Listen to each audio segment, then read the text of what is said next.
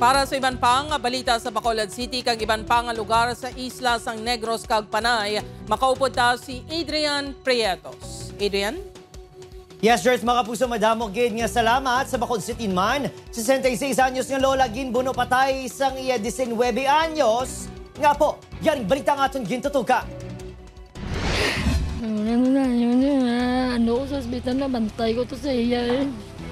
Kada ni mahabol. Inima pong gani Hazel ang maghilibion sa hinaling kamatayon sa Iloy nga si Erna, 66 anyos. Ang mas malain pa, ang bata sini nga si Elias Jerian, 19, ang may kabangdanan. Ginbuno sini ang lola sa makapinakabeses sa dughan gamit ang kutsilyo.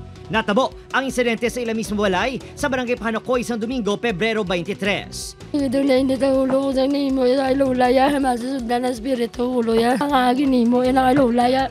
Do ka imposible. Balam. Suno kay Hazel, may wala pag-insendihanay ang maglola angot sa cellphone. Posible na impito kuno ang iya bata nga ginapatihan nagasuprer sa pamalatian sa paminsaron. Bot ko, naman ko ng tiyan niya nagkapan. Dugo na, namba ko na ano ka.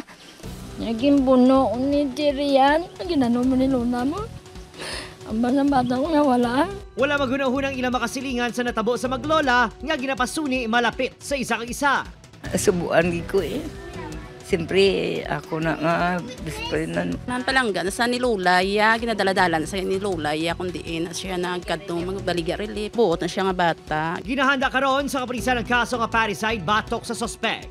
Kadalom sa mga pilas sa mga guro sa mga 14 inches from tip to handle.